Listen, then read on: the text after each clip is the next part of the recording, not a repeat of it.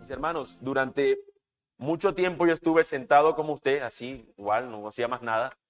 Y lo que más me costaba eran los días que se tocaba enseñar las introducciones de los libros, porque era lo que me parecía más aburrido. Lo digo sinceramente, por eso es mi oración, porque es probable que haya muchos aquí que tengan a veces ese mismo pensamiento, donde el día que se va a dar la introducción de un libro, ese día para que voy a la iglesia, ese día son detalles, hermanos, son detalles que son muy significativos. A Dios gracias que nos lleva a la comprensión de que todo el consejo de Él es necesario e incluso ver en qué tiempo lo escribió, por qué razón lo escribió, para quiénes se escribió, todos esos detalles, si bien pudiéramos verlo como cronología o como asuntos de ese contexto, son necesarios para nuestra buena comprensión de lo que del texto que tenemos frente a nosotros. Vamos a estudiar todo un libro del Antiguo Testamento y eso es significativo, porque acá todavía nosotros nos vamos a encontrar de que ya se nos está hablando de la gracia que el Señor nos ha dado a través de su sacrificio en la cruz, porque eso lo encontramos ya en el Nuevo Testamento. Así que aquí todavía vemos al pueblo del Señor Israel, pero lo vamos a ver en un contexto muy particular y cómo el Señor termina usando a este hombre, Nehemías, para finalmente hacer algo por el pueblo del Señor, incluyéndolo a él. Así que, teniendo varias opciones de preguntas para iniciar, yo voy a ir haciendo como ciertas preguntas y las voy a ir respondiendo. La primera pregunta que quisiera hacer acerca de este tema introductorio es, ¿de dónde viene el título del libro? ¿De dónde sale el título de ese libro? ¿Qué me dicen ustedes? ¿De dónde sale el título de ese libro? ¿Por qué por qué Nehemías se llama Nehemías? ¿Porque lo escribió Nehemías? ¿Por el nombre del personaje del libro? ¿Quién más tiene algo que decir? ¿O esas dos son suficientes? Bueno, ya iremos a ver si realmente Nehemías fue quien lo escribió, pero al menos sí es el personaje del que aquí se nos está contando. Evidentemente, ya iremos más adelante cuando veamos quién es el autor, que es la siguiente pregunta, pero al menos en el título viene porque es el personaje principal de la historia. De hecho, como leíamos en el primer versículo, incluso lo encontramos, palabras de Nehemías, hijo de Acalías. Aconteció en el mes de Quisleo y él empieza a contar esto acerca de lo que le ocurre. ¿Cuándo lo escribe él? Bueno, realmente no se sabe mucho de su origen, de quién es este Nehemías. Solamente tenemos que él se encuentra en un lugar que es una corte real de un reino que no es el reino de Israel, es un reino que es el que los tiene ahora mismo ellos sometidos. Eso es importante porque el pueblo de Israel en este contexto no se encuentra libre, se encuentra cautivo en una nación que los tiene cautivos. Sí, ellos no se encuentran ni siquiera en Cuando estamos en los tiempos de Jesús, nosotros encontramos que el pueblo de Israel estaba sometido bajo el dominio romano, pero seguía estando en su territorio. En este contexto, la gente se encuentra en este lugar. Hay unas personas en Jerusalén, porque ya en Esdras encontramos nosotros que hubo un pequeño regreso, hay un pueblo que regresa con Zorobabel, luego vamos a encontrar una segunda gente que regresa, pero aquí todavía hay algo que no ha ocurrido, y es que se encuentra la ciudad sin sus muros. Y en ese tiempo una ciudad sin sus muros era una ganga para cualquier persona que quisiera saquearla. Así que la ciudad del Señor, el pueblo del Señor se encontraba con una ciudad totalmente desprotegida. Así que nosotros eso es lo que encontramos. Este libro tiene ese nombre por el personaje principal que allí se nos cuenta. Ahora, ¿quién es el autor? ¿Quién es el autor de este libro? Bueno, yo quiero decir que primeramente se considera que originalmente se considera que este libro era uno solo junto con el libro de Esdras. Se consideraba que era uno solo y que después de cierto tiempo el libro se dividió. Algunos dicen que esto no es posible, que fuera un solo libro, porque el capítulo 2 de Esdras y el capítulo 7 de Nehemías tienen dos genealogías que son casi idénticas. Y suena muy raro que si uno tuviera un solo libro va a escribir dos genealogías exactamente iguales. Por lo que tienden otros eruditos a pensar de que son realmente dos libros separados, pero que durante un tiempo estuvieron compilados porque tienen una historia, compilados juntos porque tienen una historia que es consecutiva. Empieza un exilio previo con Zorobabel, luego un trabajo que hace Esdras, perdón, me confunda ese el nombre Esdras con Esdras, y luego tenemos Nehemías, que aparece como el personaje principal y se encarga de reconstruir o usar a los demás del pueblo para poder reconstruir los muros. Es muy improbable, mis hermanos, que un autor pueda llegar a escribir una misma lista de nombres en un libro. Eso es muy improbable, por eso podemos pensar que fueran dos libros distintos. Y también la otra consideración es que no se considera que sea Nehemías el autor, sino que fue Esdras quien termina compilando o recogiendo las memorias de Nehemías, porque en su escrito o por su oficio quizás es quien tiene más este asunto de escribir. Así que probablemente el autor del libro, sí, la historia trata de Nehemías, pero probablemente él no sea el autor del libro. Ahora, otra pregunta, además de dónde viene ese título, de quién es el autor, otra pregunta que quiero traer entre ustedes es, ¿cuándo y por qué se escribe este libro? ¿Cuándo y por qué? O lo que podemos considerar también como el propósito y el contexto de este texto. El propósito y contexto de este texto. Bueno, mis hermanos, nosotros lo que vemos según la historia que se nos está narrando es que este libro fue escrito durante el periodo entre el 430 y 400 antes de Cristo. Habían unos judíos que estaban por regresar del exilio. Aquí la historia nos está contando de los judíos cuando han regresado y han construido el muro. Pero evidentemente esa gente lo sabía. Pero ¿para quién fue escrito ese libro? Seguramente para los que iban a estar viviendo ahora dentro de esos muros, para los que iban a estar habitando. Recuerden que los libros o los textos de la escritura tienen siempre, en la audiencia primitiva, tienen dos audiencias. Lo que se narra, esa es una audiencia, lo que están allí, pero también hay una audiencia a la quien se le está contando esto, a la quien se le está narrando este asunto. Entonces, hay una audiencia que evidentemente, si nosotros dijéramos que era la misma audiencia que está viviendo en ese tiempo, entonces diríamos que esto fue el periódico del momento. Ahora mismo Nehemías acaba de poner un clavo y ahora dos ladrillos. Era simplemente una crónica de una construcción. Pero lo que está tratándonos de comunicar y a quien está buscando alentar es a los judíos que habían regresado del exilio en Babilonia y que estaban restableciendo su comunidad en Jerusalén y sus alrededores. Eso es lo que busca el texto profundamente, que las personas sepan lo que hizo Nehemías, por quién fue movido y quién fue el que realmente llevó a que esta ciudad fuera reconstruida. Y después el Señor con su palabra, cómo está interesado en la restauración, no solamente de una parte externa, física, material, sino realmente interesado en la parte espiritual de su pueblo, que su pueblo sea restaurado. Ahora, eso es cuándo y por qué se escribe el libro.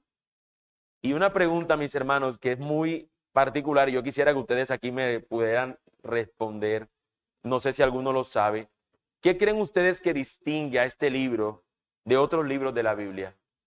¿Qué pudiéramos decir de este libro? ¿Qué elementos distintivos puede tener? ¿De qué se trata este libro? ¿Es poesía? Es narrativo. O sea, que lo distingue los libros que son poesía, ¿no? ¿Qué otra característica pudiera tener este libro?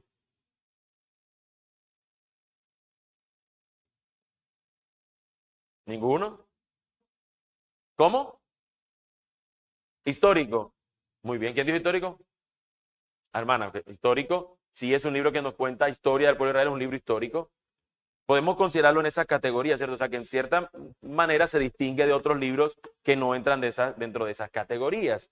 Pero el libro tiene otras distinciones. El libro se parece en características, en similitud al libro de Esdras. Recuerden que son ahí hermanitos, son cercanos los dos. Tienen mucha similitud. Pero el libro, mis hermanos, tiene en particular, en diferencia con Esdras, es que la línea histórica en Nehemías es más fuerte porque el tiempo donde se escribe es mucho menor. Entonces, la línea histórica, lo que se está contando de detalles es en un tiempo mucho más corto y en algunas ocasiones es muy específico. Por ejemplo, que los muros se construyeron en 52 días. Y lo que nos narra son los episodios de esos días y nos los va contando no día a día, pero al menos sí con detalles de lo que va ocurriendo durante ese tiempo de la construcción. Es alrededor de un periodo de 13 años lo que nos narra entre el primer capítulo y el último capítulo, lo que nos va a terminar narrando el libro. Hay una interrupción del tiempo donde Nehemías tiene que regresar al palacio donde él trabaja y luego él va a regresar otra vez a la ciudad que él ha ayudado a levantar para encontrarse, oh sorpresa, con otro asunto diferente al que él había dejado. Y eso va a ser muy significativo cuando nosotros estemos en ese lugar, cuando estemos parados allí. Mis hermanos, este libro se distingue de otros libros porque en él nosotros vemos las acciones de los hombres que están determinados por el celo por el Señor y por la causa del Señor. Aquí son notablemente particularmente notables los diversos comentarios y oraciones donde él le pide al Señor. Nosotros aquí no vemos a una persona que simplemente actúa movido porque él entiende de cómo deben ser las estrategias para vencer a ciertos enemigos que aparecen, o cómo se coloca un ladrillo, el que sea un buen ingeniero, un buen arquitecto, y él sabe cómo se trabaja y se edifica un muro. Él se basa únicamente en cosas que él sepa, no es lo que vemos en el libro. Lo que vemos en este libro, mis hermanos, y es sumamente notable, que él para las cosas que va a hacer, siempre reposa y descansa en el Señor. De hecho, lo acabamos nosotros de leer, tan solamente le han dicho lo que está pasando en la ciudad y él inmediatamente hace duelo por muchos días, por varios días, y termina ayunando y orando delante del Dios de los cielos. Esta expresión delante del Dios de los cielos es lo que nosotros vemos que él sabe. Hay un Dios en los cielos, es el Dios de los cielos. Esta expresión donde él ve a un Dios soberano, de que nada de lo que pase sobre esta tierra está o escapa del control de este Dios soberano. Hay una confianza continua que vemos en este hombre que bueno, lo vamos a ver más adelante cuando estemos estudiándolo. Este hombre sirve en un palacio real. Este hombre tranquilamente hubiese dicho, bueno, pobrecitos ellos, y ya. Pero este hombre va a dejar su palacio real para ir a ayudar a estas personas. Los comentarios, las oraciones de Nehemías sirven para traernos a nosotros los lectores a la narrativa de Nehemías, lo que nos permite al mismo tiempo identificarnos con él. Esto es parte de lo que distingue a Nehemías de otros libros. Mientras vemos, por ejemplo, que cuando Josué va a la batalla, no todo el tiempo, por ejemplo, él le pide al Señor. No en todas las batallas se nos ve que Josué, por ejemplo, le oró al Señor diciéndole, Señor, ¿qué hago? Pero en Nehemías es muy consistente esto. Entonces eso nos ayuda a nosotros, que tiene un elemento distinto a otro. Vemos a un hombre con una capacidad de liderazgo impresionante. Un hombre que lo único que tenía era, y quiero de pronto adelantarme algunas cosas cuando estemos estudiándola, y es que Nehemías no era un líder porque tenía la carta como del gobernador, como si él fuera el gobernador ahora de esa provincia. Él no era líder por eso. Un líder por posición realmente no es un buen líder. Imagínense que alguien simplemente es el hijo del que fundó la empresa y ahora él va a ser el nuevo gerente. Y no tiene ni idea ni de lo que se hace en la empresa. No tiene ni idea de eso, no tiene ni idea ni cómo poder liderar algo. Va a ser un desastre cómo continúa esa empresa. Pero en cambio, cuando es una persona que realmente tiene la capacidad para hacerlo, el entrenamiento, las virtudes para hacer eso, evidentemente va a ser distinta a cómo funcionaría una empresa con uno y cómo funcionaría la empresa con el otro. Bueno, en este mismo asunto, nosotros nos damos cuenta que no es porque él tenga unas cartas que él está avalado para hacerlo. Él tiene la capacidad, pero antes de la capacidad, nosotros podemos ver que él tiene la sensibilidad de buscar que el Señor le dirija.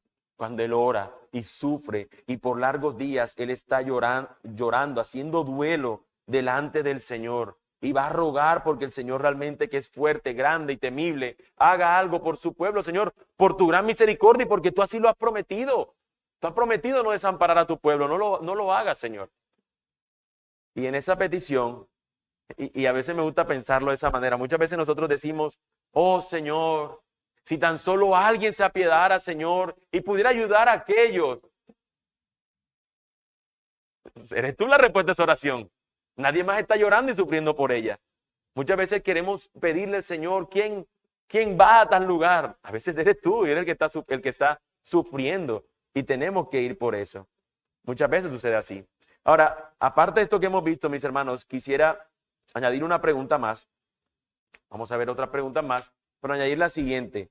¿Qué temas trata este libro? ¿Cuáles son los temas que encontramos en este libro? Probablemente algunos ya nos imaginamos solamente el tema de liderazgo, pero este libro nos trata muchas temáticas. De hecho, ahora mismo no voy a mencionar mucho del liderazgo. De hecho, ya ahorita hablé algo de ello. Mis hermanos, lo que nosotros deberíamos considerar como tema principal de este libro es algo que hemos visto en todos los libros que hemos estudiado.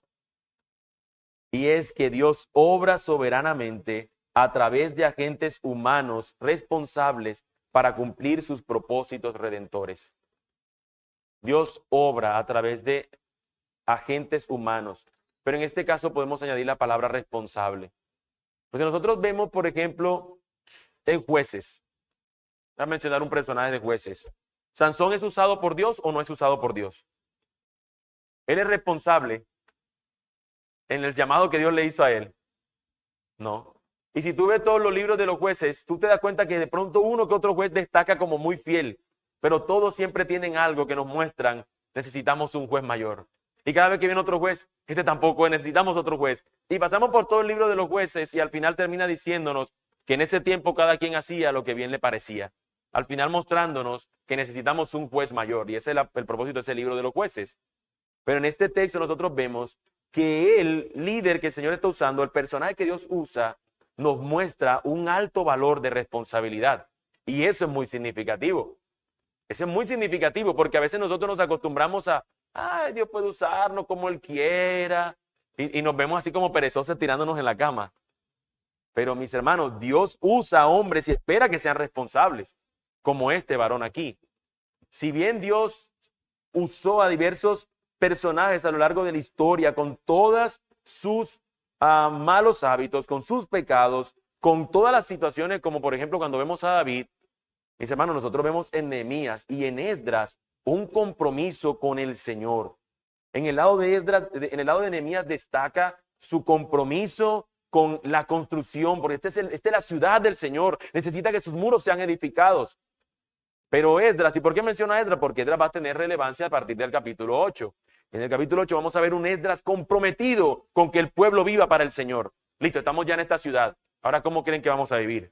¿Qué nos dice la palabra? Vamos a leerla, vamos a estudiarla. Ese es su compromiso. Así que vemos hombres responsables, comprometidos con que se cumpla el plan del Señor. Por un lado, la dedicación a los muros, a protegerlo a Jerusalén con sus muros, pero al otro lado, el interés por este caso, por Esdras, por este personaje Esdras, en que el pueblo del Señor sea reconstituido, sea apartado para Él, se guarde para el Señor. Estas actividades, mis hermanos, tanto de Esdras y Nehemías, fueron autorizadas por el rey persa. Uno encargado de reconstruir espiritualmente a la comunidad, el otro encargado de reconstruir materialmente o reconstruir la protección del pueblo. Ahora, otra cosa que destaca en este libro, mis hermanos, y eran parte de la preocupación de Nehemías, eran esa naturaleza práctica y administrativa, reconstruir los muros de la ciudad, rectificar las anomalías e injusticias en la vida de la comunidad y asegurar una población suficiente en Jerusalén para hacer viable la ciudad. Una ciudad sin personas no es ciudad. Y en esa ciudad no vivía nadie. Esos muros estaban destruidos. De hecho, un enemigo va a decir en un momento, un Tobías que aparece ahí, va a decir en un momento, unas zorras se montan en esos ladrillos y se cae. Y lo dice de manera burlona, de manera como quien dice, eso no lo va a sostener, eso no se va a sostener, eso no va a tener nada. Y eso es lo que encontramos que este hombre tiene que enfrentar. De hecho, es curioso cuando en un momento él dice, vamos a poner ladrillos con una mano y en la otra mano cada uno tenga un arma. Cosa que si viene esta gente, suelten el ladrillo y se preparan para enfrentarse. Pero ténganse ahí pendientes, no la suelten. Entonces imagínese usted trabajar con una mano nada más, ¿no?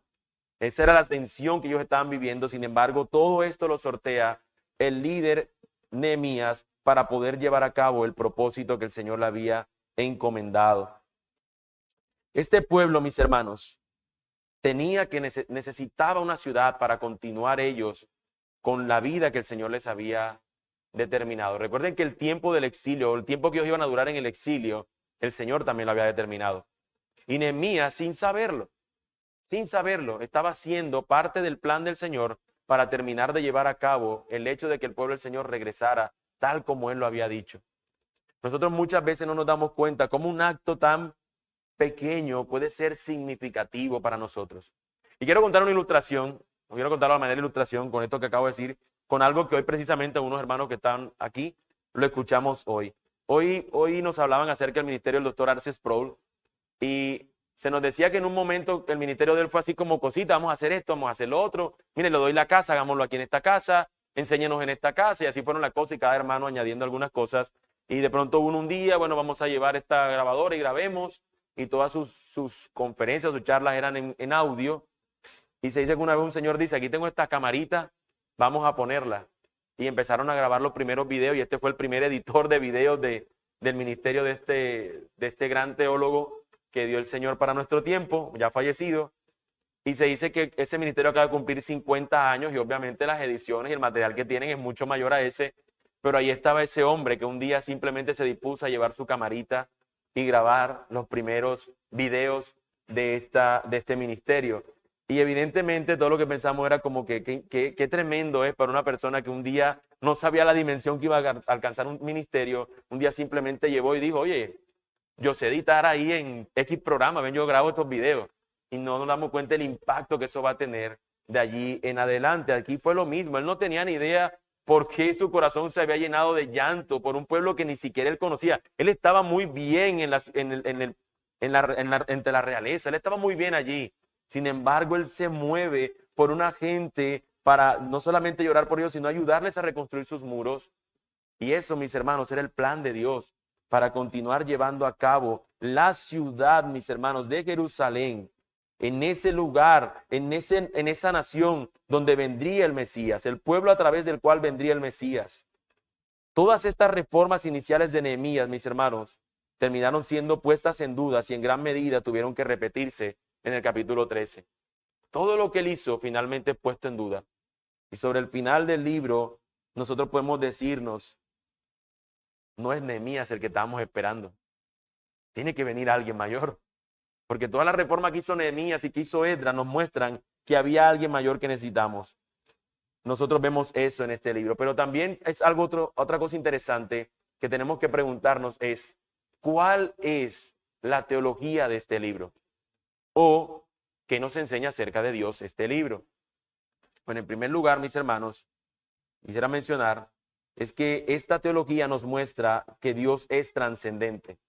O, si lo vemos desde el plano de vista del líder, nos muestra un líder consciente de la trascendencia de Dios. Nehemías vivía con conciencia de la trascendencia del Dios del cielo, como lo leí ahorita en el versículo 4. Y oré delante del Dios de los cielos y dije, versículo 5, te ruego, oh Jehová, Dios de los cielos, fuerte, grande y temible, que guarde el pacto y la misericordia a los que le aman y guardan sus mandamientos. Él conoce a Dios. Un líder espiritual, como en este caso, un líder que va a ser usado por el Señor, tiene que conocer a Dios. ¿Quién es Dios? Dios es trascendente, Dios es distinto a nosotros. Él es grande, Él es temible, Él es fiel.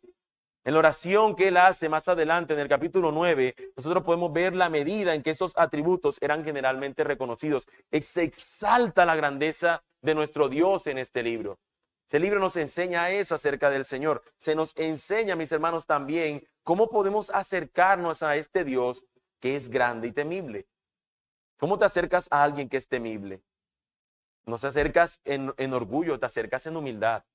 Te acercas humillado reconociendo quién eres tú y quién es este Rey eterno, quién es este Dios soberano. Ahora, otra cosa que podemos ver acerca de la teología de este libro es que nuestra teología debe afectar nuestra relación con Dios. Una vez más, si lo veo desde el panorama del líder, un líder ora porque entiende su dependencia con Dios. Mis hermanos, la teología no es simplemente para nosotros decirnos, ¡wow! ¡Qué impresionante! Me rompió el coco en dos. ¿Has dicho esas expresiones?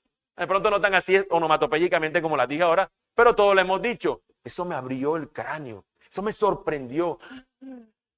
Y nos dejamos con un suspiro eterno. Impresionante. La teología no solamente para eso, mis hermanos, es para que después de este suspiro, ahora se materialice en algo práctico, en cómo yo voy a vivir con eso, cómo me transforma a mí el hecho de ver que Dios es grandioso, pero cómo también me lleva a mí a orar. Un líder, en este caso como Nehemías, entiende el concepto de la oración, cómo un líder ora porque entiende la dependencia con el Señor, o cómo nuestra teología afecta mi relación con Dios. Nosotros oramos, mis hermanos, no solamente para pedirle al Señor, Oramos porque es el medio de gracia que Él nos ha dado también para relacionarnos con Él. Aquí Nehemías es personalmente un ejemplo sobresaliente de una vida en la cual la oración es la plataforma para una acción efectiva. Es un líder que nos muestra, es un personaje que nos muestra y nos enseña eso. Para esta gran proeza, ¿qué necesita una persona? ¿Carta para que le den el material? ¿O necesita sumergirse delante de la presencia del Señor y confiar en Él? Necesita lo segundo que he dicho. Así que eso nos enseña el libro acerca de la teología que nos informa que necesitamos relacionarnos con el Señor. Necesitamos vivir vidas cercanas a Él y no vidas lejanas entre la semana y solamente activa durante un fin de semana o especial en el día domingo, día del Señor. Por otro aspecto de la teología que podemos ver, mis hermanos, es cómo la teología afecta nuestra vida diaria. O viéndolo de la perspectiva del líder, un líder entiende la importancia de una vida santa, de una vida apartada para el Señor. ¿Cómo la teología, mis hermanos, afecta nuestra vida diaria? El libro de Nehemías también resalta la importancia de una renovación formal del compromiso del pacto como un medio para fortalecer a la comunidad. Aquí nosotros vemos a un pueblo que va a terminar sometiéndose al Señor y prometiendo una obediencia renovada a sus mandamientos. Y tal vez el pueblo no es el más fiel en llevar esto a cabo, pero esos dos personajes, tanto Nehemías como Esdras, nos van a mostrar esta búsqueda de ser fiel al Señor y de tener un andar diario con Él. Esto, mis hermanos, es lo que nos muestra este texto. Nehemías ilustra la importancia de la teología para los que están en el liderazgo. Nosotros debemos ver como líderes, aquellos que somos líderes en esta congregación, lo importante que es conocer a Dios. Eso es lo que significa teología, conocer a Dios. Necesitamos conocer al Señor para todo lo que hagamos, pero esa teología no solamente es una información racional, sino que esa teología es aterrizada para convertirse en algo que transforma nuestra vida diaria. Una vez alguien dijo que el camino más difícil de la palabra de Dios no es el camino del cielo a la mente, es el camino de la mente al corazón. Porque nos cuesta mucho bajar lo que aprendemos a una acción práctica, cómo eso cambia nuestras vidas, a cómo eso nos transforma. Y aquí nosotros en este libro lo vemos el énfasis de estas personas por hacer que el pueblo entienda su necesidad del Señor y de vivir guardado y apartado para Él. Somos el pueblo del Señor. Él nos ha traído de regreso a nuestro lugar, al lugar que Él nos prometió. Hemos venido acá, vivamos ahora para Él. Porque el pueblo viviendo en las otras ciudades había vivido apartado. Vengamos, vivamos ahora para Él. Sí, nos comprometemos. Y eso solamente fue la bulla de un día, el llanto de un día. Y hubo quebrantamiento, mis hermanos. Eso fue un día glorioso el pueblo del Señor. El pueblo del Señor arrepentido. Perdónenme la expresión, a moco tendido. Ese pueblo lloró ese día. Señor, perdónanos. Perdónanos, queremos vivir en rectitud para ti. Y luego vemos sobre los capítulos finales, ya ellos buscando otra cosa. El libro nos recuerda ese asunto de cómo nosotros también tendemos a ser del mismo modo. Ahora, esta es una pregunta, nos restan dos preguntas. Esta penúltima pregunta quisiera que si alguno pudiera respondérmela. Al menos la pregunta en sí misma. Tal vez no con detalles, pero al menos la pregunta en sí misma.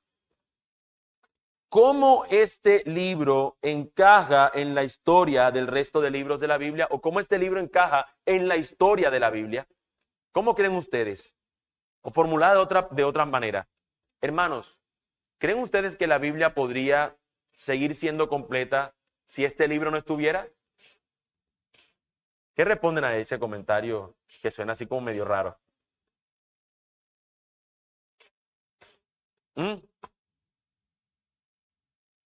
¿Estaría la Biblia completa si le faltara el libro de Nehemías? O sea, ¿pudiéramos quitar Nehemías y decir la Biblia está completa? ¿Por qué no?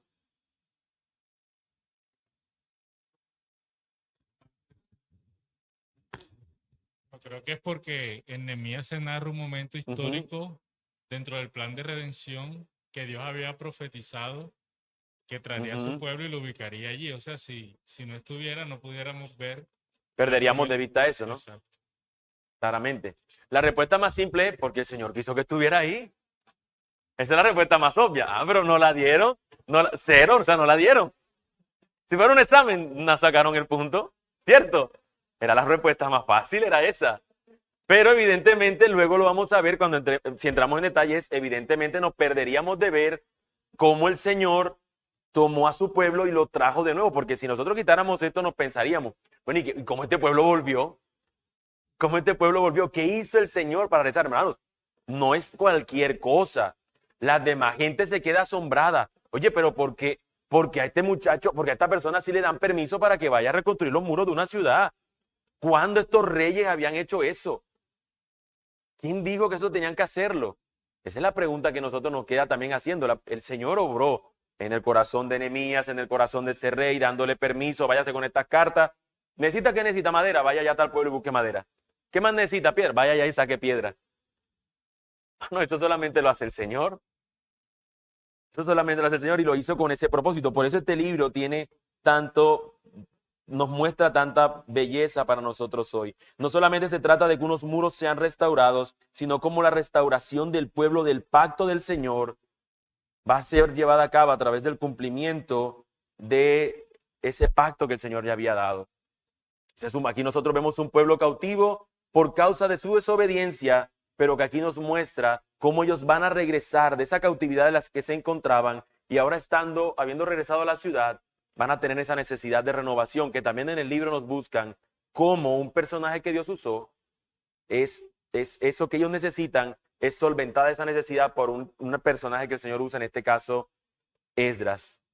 Nehemías, mis hermanos, con este carácter particular que él tiene, distinto a muchos hombres que nosotros podemos ver de la Biblia, es usado por el Señor. Dios lo levanta de una manera singular para que proporcione un liderazgo fiel, para que esta comunidad pueda ser guiada, para poder entonces ser levantados los muros y posteriormente ser edificada espiritualmente. Se necesitaba un líder de esa categoría y el Señor lo preparó. En esa corte seguramente él aprendió lo que necesitaba. Todos los elementos de su vida fueron usados para que él al final pudiera llevar a cabo esta obra. Y eso lo vemos nosotros en medio nuestro. Incluso hay una cosa que a veces nosotros despreciamos y que se convierte en una tremenda escuela, y es la escuela del sufrimiento.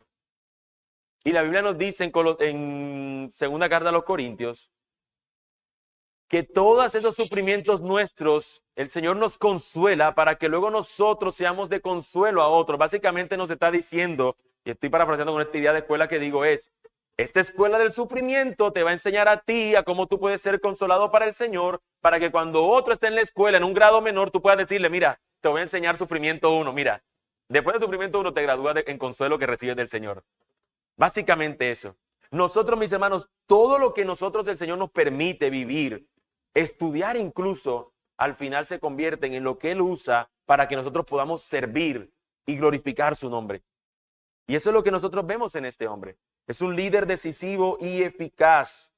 Es un líder que el Señor usa para ello. Y la narración, mis hermanos, de lo que pudiera ser lo que ha ocurrido en el pasado, se convierte en un elemento que los ayuda a ver ellos la fidelidad continua del Señor. El Señor sí dejó que nosotros fuéramos y obró para que nosotros fuéramos llevados cautivos porque Él lo prometió también.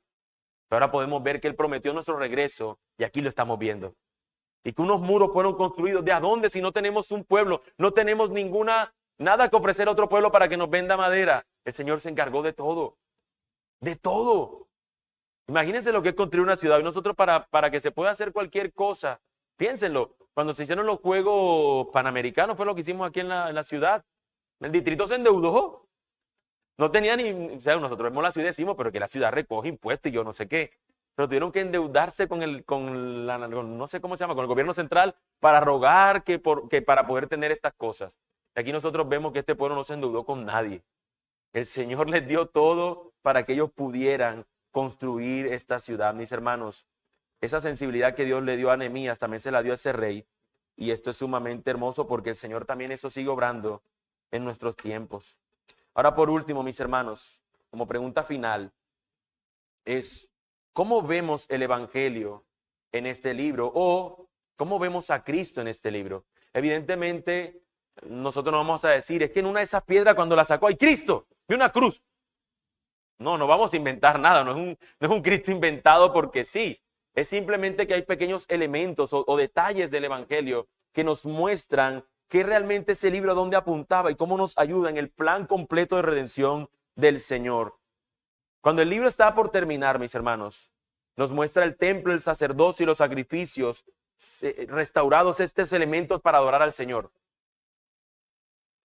Pero nosotros vemos que todavía faltaba un sumo sacerdote que viniera y ofreciera una expiación final y eficaz por este pueblo pecador.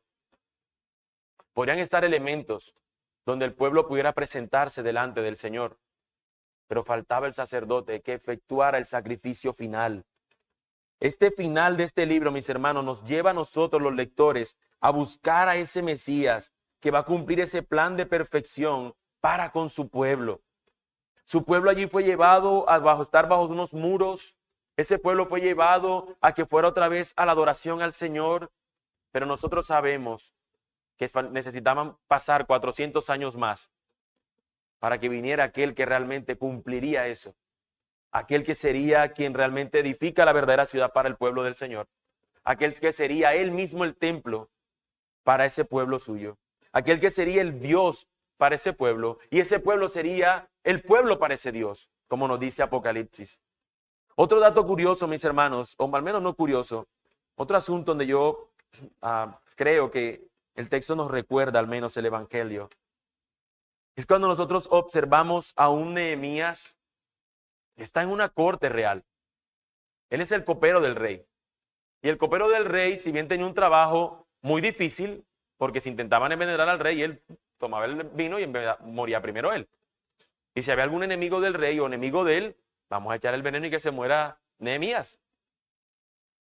Y sin embargo, además de ese trabajo difícil, la realidad es que él gozaba de grandes beneficios. Él pertenecía a la corte real. Él no podía perderse ningún evento donde no estuviera el rey. Él tenía que estar siempre. Así que este hombre tiene un puesto privilegiado. Todos los demás de su pueblo están exiliados, pasándola mal, y él se encuentra en una posición altamente privilegiada. No hay nadie que pueda tener dentro de su pueblo un estatus como el que él tiene.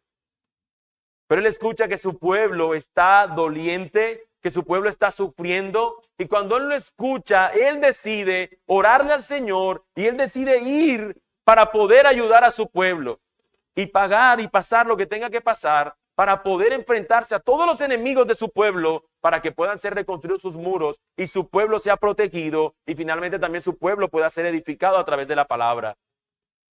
Mis hermanos, nosotros podemos ver a nuestro Señor Jesucristo, quien haría algo sumamente mayor que lo que hizo Nehemías. Él dejó un trono realmente donde la gloria era sin igual. Él descendió, como cantábamos ahorita, del cielo a buscarnos. Y no nos encontró con unos muros destruidos. Nos encontró a nosotros totalmente destruidos. Encontrándonos muertos, Él nos salvó. Él se encargó entonces de reconstruirnos a nosotros, de hacernos nacer de nuevo, de traernos de la muerte a la vida, de las tinieblas a su luz admirable. Esto, mis hermanos, es mayor que lo que Nehemías nos muestra. Nehemías es un hombre usado por el Señor para edificar a una nación, a una ciudad. Nosotros vemos al Señor que deja su trono de gloria para salvar a estos pecadores que no lo merecían. Pero la Biblia nos dice que éramos de Él desde antes de la fundación del mundo. Habíamos sido elegidos por Él. Ya éramos su pueblo sin saberlo. Como en el caso de este Nehemías, que este era su pueblo, aunque él no viviera como estaba viviendo su pueblo. Mis hermanos, nosotros vemos la gloriosa entrega de nuestro Señor Jesucristo cuando Él, como nos dice Filipenses, Él se despoja, deja lo que Él estaba gozando en la gloria del Señor y se entrega hasta lo más bajo. Su humillación es extrema, pero luego Él es extremadamente glorificado. Así que, mis hermanos, nosotros podemos entonces ver que hay un mejor y mayor Nehemías, nuestro Señor Jesús, quien dejó su trono de gloria para salvarnos y sacarnos a nosotros de la escoria. Y nosotros ahora, yo creo que en respuesta a eso, debemos ser agradecidos y orar a nuestro Señor en gratitud. Así que quiero primeramente orar, y si hay algún hermano que quiera comentar algo, después le doy el micro para que lo haga.